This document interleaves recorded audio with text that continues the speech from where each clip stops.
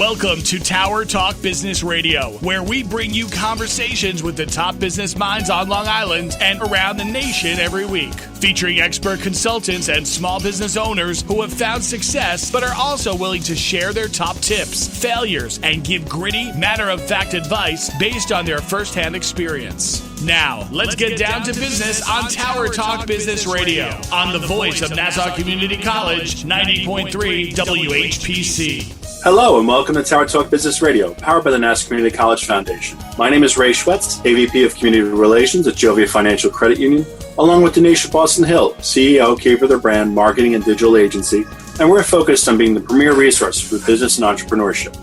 We bring you weekly business advice, tips, tools, and services that help you grow your business. Plus, we interview the top business leaders in the industry. For business owners, tax season doesn't come around once a year, it comes around quarterly. So we're so excited to hear more about, trusted tax advisors and how they can help us. I heard you have a few friends and a few tips you can share. Yeah, I have a very good friend here. So helping provide us with business empowerment today is Nichole Heidis. Am I pronouncing your last name right? You did right. Thank you. Okay, I'm just making sure. My name is Schwetz, so I know everybody gets that. This is Nichole Heidis. So she's a trusted tax advisor and business consultant with Rosedale and Drapalas CPAs. So Nichole, welcome to the show today. Thank you so much for having me. I'm excited to be here. This is it's a fantastic opportunity, and I'm happy to help your listeners out any way I can. Well, thank you. We appreciate it. Now, I had the good fortune to meet Nichole a couple of years back at the Long Island Tax Symposium. The National Conference of CPA Practitioners puts out on Long Island every year. And, what I really loved about Nichole was how outgoing she was, how well-spoken she was. So very excited to have her here. And so, Nichole, tell us a little about yourself. Thank you. So I'm an accountant with Rosedale and Drapalas and CPA Tax Partners. We're a full-service CPA firm. We assist our clients in anything from accounting needs, tax, and assurance services. So assurance services are basically financial statement requirements. So comps, reviews, full-blown audits, we handle all that for our clients. And we also take a different approach where we really value the relationships and go above and beyond for them. Oh, that's fantastic. So how did you become a tax advisor? Wow, this is a very different story. So I actually went to college for music. I started off at a community college, much like Nassau Community College, actually in Suffolk. I started off as a music major, and I was actually working, part-time, full-time at a bank.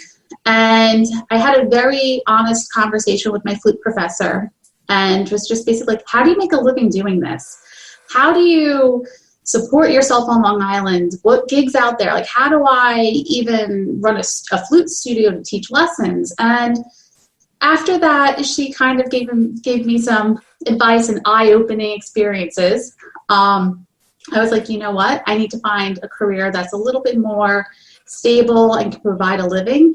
At the time, working at the bank, my manager was like, Nichole, you're pretty good with numbers and you understand debits and credits. Why don't you try accounting? I was a little shy. It took me a little while to warm up because I didn't picture myself as a traditional accountant. But the bank helped pay for a few classes, and I never looked back. That brought you here. Yeah, it did. Now, what instrument did you play? So my primary instrument is flute, and my secondary is piano. Now, you also, you're very much involved as a volunteer as well, correct? Yes, very much so. It's really a part of who I am as a person and the way I was raised. Volunteering is a really big way of giving back, and it's really a part of my life. So yes, absolutely. Tell us a little about some of the organizations that you do some volunteering with. Sure. So, over the years, it's anything from sitting on a board and being a skilled professional and donating my accounting skill set to nonprofits, to being a past president of the Farmingdale Lions Club and organizing a community CPR course for the community members, to even just volunteering as an EMT with my local firehouse. Throughout the years, I will donate my services and, jump in on a VITA, a volunteer income tax assistance program, and prepare taxes for the elderly. So it really, depending on what the need is and, what the mission is, I'm always happy to help out. We've done food drives, clothing drives, fun drives, it's a lot. Absolutely. I think that's fantastic. And you have to have a good heart to volunteer and give your time and a healthy brain to, dig into. So that's really key. What do you think differentiates you as a tax advisor from others that are out there? So, it's really, you have to assume as a tax advisor that hopefully everyone has the same competency level, right? Sometimes that's not the case, but you hope they do. What really makes our firm and myself stand apart is the way that we handle our clients. My clients are like family. So they have my cell phone number. If they have questions, if they need help, if something's happening, they call. I stay in contact with them.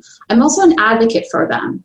I feel a lot of accountants, CPAs, enrolled agents take a back seat with their clients. I'm forward thinking. I want to know what's going on. I want to know what they're planning. If I can make an introduction to them that maybe that's in a complementary business that they're in and maybe there's synchronicity, I'm doing that for my clients. It's a different approach that I take because at the end of the day, I want them to succeed. A lot of small businesses on Long Island, support families. So I always want to kind of just give back and just help them, grow and at the end of the day, just have a successful business so they can continue to support their families and other families that they have as employees on Long Island. Do you work primarily with businesses? I do both. So I specialize in nonprofits, but I also work with for-profits as well. Gotcha. And what is it that you like about working with nonprofits?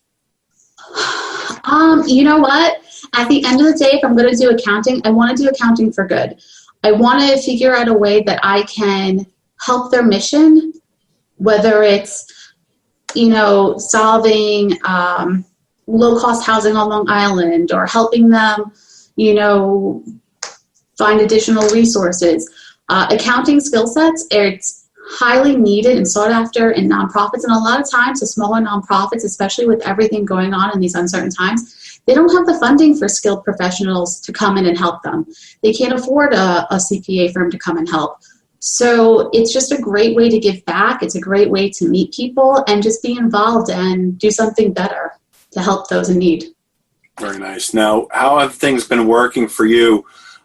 We really haven't heard from an accountant point of view, what's going on with COVID and how is that affecting your business and the way you do business? Our firm is set up where we're pretty much paperless and we have a remote server that we log into. So we can work anywhere in the world. As long as we have internet and electricity, we're good. As far as COVID and what's going on, our tax season was extended to July 15th. So there is, I want to say between February and May, where we really didn't have a tax season, it became PPP loan season. And just nonstop working and staying up to date with the changes that were coming out from the SBA, from the Treasury Department, Congress, the new laws. And these changes were happening every day. Different interpretations, different banks were handling things different ways. So I want to say, let me think. When they first put out the CARES Act, it was about 1,200-page legislation. I actually read it. I went onto the government tracker website and found the actual piece of law, printed it out, and read all 1,200 pages. So I knew how to advise my clients and what ramifications there are, what consequences. And I've done that with every single piece since, all the SBA interim updates, the executive orders from the president, the executive memorandums. It's that type of detail and forward thinking that we do here. You are listening to Tower Talk Business Radio on the voice of Nassau Community College, 90.3 WHPC. I'm Ray Schwetz, along with Donyshia Boston-Hill, and our guest, Nichole Heidis, tax advisor and business consultant with Rosedale and Drapalas CPAs. So how have you been advising clients now to deal with things? I guess it's very different depending upon what they do, but specifically nonprofits, how have you been advising them? So with nonprofits, the day that they signed the law, the CARES Act into effect, we actually launched a webinar, and we had 40 plus nonprofits signed up from all across the U.S. And we were advising them on how to apply, what documentation they were going to need, and our understanding of the forgiveness of the loan at the time. Since we've been doing webinar updates for them, we have a newsletter. We are a source of information for them on social media. I'm very active in the nonprofit Facebook groups when they have questions. We're always posting content and trying to give them the leg up to really succeed and get through this time and weather it, because it's a really different environment than what it was, several months ago. That's key. And Nichole, what do you think is like a differentiator between, or I should say, a misconception about your business and what people are facing today? I think the misconception is that accountants are just bean counters. We're just number crunchers. We just sit in our office and we, play with our Excel spreadsheets. We do so much more than that. We really, dive deep into the numbers to figure out what's going on with some clients. Given what's going on, I did profitability consulting to figure out where they can trim some costs, where they can maybe increase some fees or add some value-added services. It's a totally different level of accounting. It's not just, here's a tax return, here's a financial statement. It's really understanding what makes their business tick, what drives it, and how to manage it in this sort of environment where you don't know. Some businesses are doing really well. And despite having COVID, they were able to pivot. Some businesses like hair salons, your restaurants, they're not really at the same level and they're having a hard time, So one of our clients were like, listen, if you can sell gift cards, let's try to sell gift cards. Try to stay present with your audience, with your clients. Just keep pushing out on social media. Let them know that you're there. Keep them apprised of what's going on. And that's something that we had to really kind of talk with some of our clients that they didn't understand. They're so used to just knowing how to run their business and maintaining that customer contact. They, was unfamiliar to them in this sort of environment. Yeah. So let me ask you, for some of the business owners that are listening now, how do they know when it's time to come to or pick up the phone and call you and call your office? The difference between, the tax advisor and the tax attorney. Can you give them kind of a little synopsis of that? So, usually when they decide to call me, it's too late. I will say that much. There's so much more we can do when it comes to tax planning if they get us involved from the very beginning. And a lot of times we'll take the lead on the cases and we'll work with tax attorneys if it's a tax resolution, or we'll work with an estate and trust attorney if they're doing some estate and trust planning.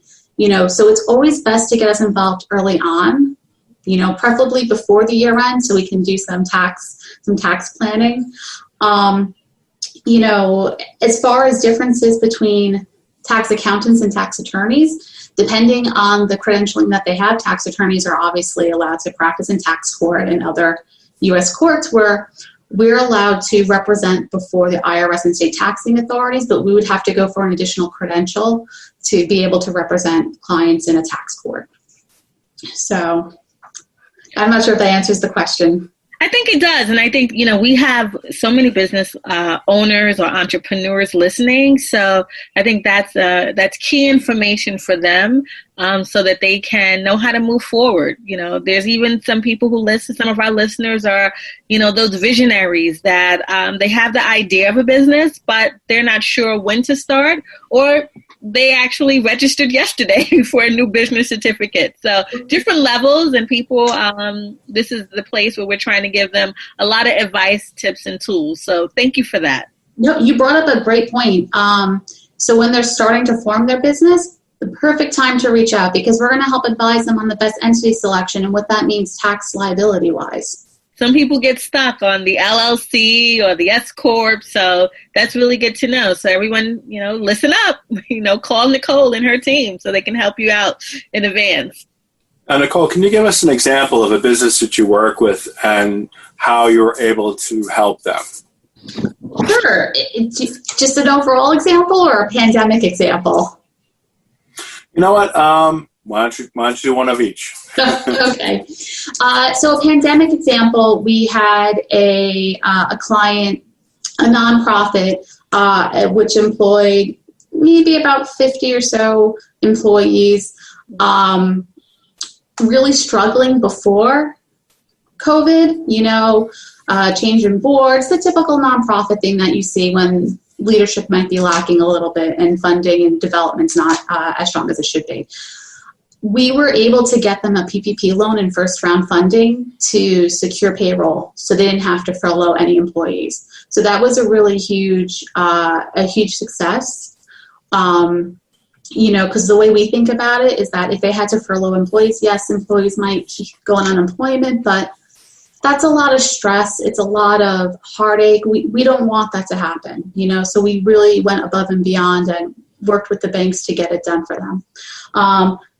Also, the same story for a for-profit business. I think a really great example for a non-pandemic is that we had a company that was struggling and really couldn't figure out where the money was going, how they were losing funds. So we actually went in there and did a internal control audit, and we were able to determine that due to some lax accounting policies that they had, let's say, the time of collection of receivables was about 60 days opposed to what they originally thought of like 15. So through that sort of analysis, we were able to increase their cash flow.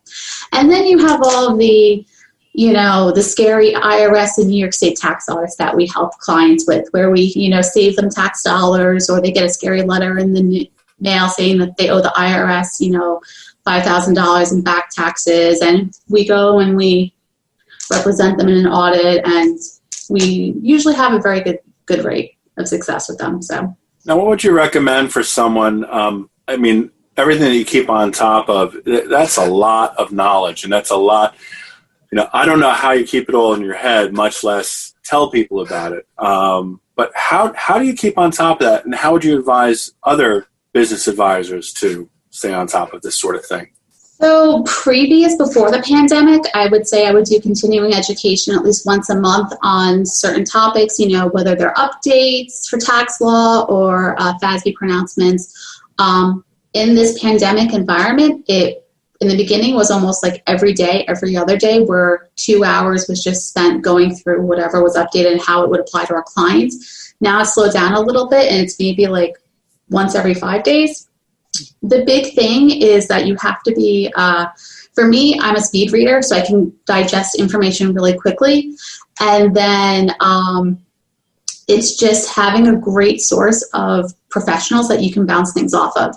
So I have an amazing peer network of other accountants, CPAs, tax attorneys, enrolled agents. And when I have questions and I'm like, I think this is what we should be doing, I think this is how we need to approach this, I'm asking them, hey, are you getting the same information? Are you coming to the same conclusion? Is there some sort of consensus here? And that's one thing that we do as professionals. So, as a business advisor or even as a business, the best thing you can do is strengthen your personal network that you have, your business network, with other businesses that are in complementary or even the same industry as you, and have really skilled and strong advisors. So, a strong business attorney, a strong accountant, even a really good insurance broker. There's a lot of insurance changes, and people are a lot afraid of liabilities that are going to happen with COVID. So just surrounding yourself with skilled professionals would be really good advice. You are listening to Tower Talk Business Radio. Our guest today is Nichole Heidis, trusted tax advisor and business consultant with Rosedale and Drapalas CPAs. My name is Donyshia Boston-Hill, along with Ray Schwetz on the voice of Nassau Community College, 90.3 WHPC. Now, Nichole, there are as business owners, we face so many hurdles when it comes to taxes and, when are we going to hire someone? Can I afford to pay these taxes? What paperwork I have to fill out in order to hire an employee, Is that a service that you provide when you talk about, advice? Because people don't realize that you can't really just go and hire someone. There's a lot of tax paperwork you have to complete. Sure. So what you're basically talking about is onboarding new employees. And we actually do payroll administration for clients that need it. If they don't have an in-house accountant or a bookkeeper running the payroll, we'll take that over. And what that entails is, getting the Form W-4s and the I-9s and all the, additional forms to make sure that it's the appropriate tax withholding. And then we file the quarterly payroll tax returns, the payroll tax deposits. They're made timely. We absolutely handle all of that. Also, we have a really great HR consulting firm. So if there's any sort of HR issues that might arise or employee conflicts or they need a handbook, we would always refer them to Christina Polito. She's amazing. So we would use her as well. Oh, that's fantastic. I think I'm hearing through the entrepreneur grapevine that a lot of people fell into, a lot of challenges with the PPP, because once they receive that long list of these are all the documents you need, they realize that, I'm operating and I really don't have all this paperwork done. I'm an entrepreneur or a business owner and I'm not paying myself, or, all of those different challenges that, I'm hearing from fellow entrepreneurs. And it's just heartbreaking, breaking my heart, because those are roadblocks to people not being able to get funding. So I have been living PPP since the first words were mentioned, and it's very true. So they actually closed the funding for, and depending on what happens with Congress, whether they open it back up, who really knows. But a lot of banks, from what we're seeing, aren't even prepared to accept the forgiveness paperwork yet. And the calculation for the forgiveness is actually pretty intense, pretty detailed, depending on how many full-time equivalents you have for employees, what base period you're electing, and if you're electing the standard 8-week from date of funding covered period, or if you're electing it out to 24 weeks. There's a lot of rules. I've done this for several for-profits and nonprofits at this point, and it can be very challenging. What I would always recommend is work with your accountant. We're well-versed in the forgiveness. We're well-versed in the requirements of what was covered under the PPP loan, the payroll, the health insurance benefits, the retirement plans that you might have contributed to, and any of the overhead, the rent, the mortgage, utility, business expenses.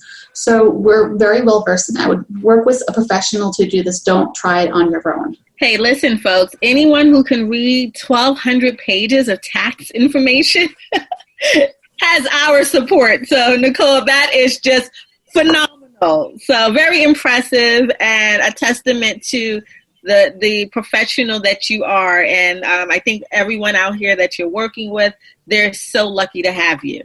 Oh, thank you so much. I appreciate that. How have things been as far as continuing to build your network? When you and I met, I definitely got that impression. You were very good at outgoing, very networking, and very willing to speak with people.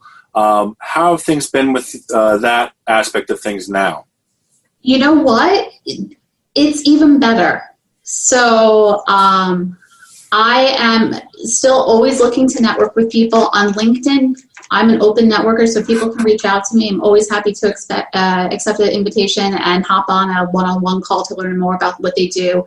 The one thing that I've realized in this pandemic is that it's the value of your network that you have. It's the value of the people that you can pick up a phone call and say, hey, I have a question, or hey, can you recommend someone? That's been huge, a huge, huge, huge resource. And one of the things that I try to advise clients on even is like, hey, if you weren't networking, if you weren't doing business development before COVID, you need to get out there and do it now. Get on social media, join a couple Facebook groups, join, they're not really in-person networking groups so much anymore. They're more Zoom networking groups, but try to get into some of those groups and expand your reach, expand your audience, expand who you're talking to. One client is a fantastic person, fantastic gentleman, but he sits in his office all day. He's like, I don't understand why there's no customers coming in. I'm like, because you sit in your office all day. You need to get out. You need to have visibility. You need to be able to talk to people and explain what you do and have them get excited like you get excited about it. So he started to do that, and things are, slowly turning around. So that's a good thing. So it's robust and it's growing, It's fantastic. I think that's wise words. Now, so tell us, if there's one thing that you wanted to leave our listeners with, what would that one thing be? And then be sure to include your contact information so people can get in contact with you. Sure. So the one thing I want to leave the listeners with is don't hesitate to reach out to your accountant. If you have questions, if you're not sure about something, send them an email, send them a phone call. Just kind of keep the line of conversation open with them.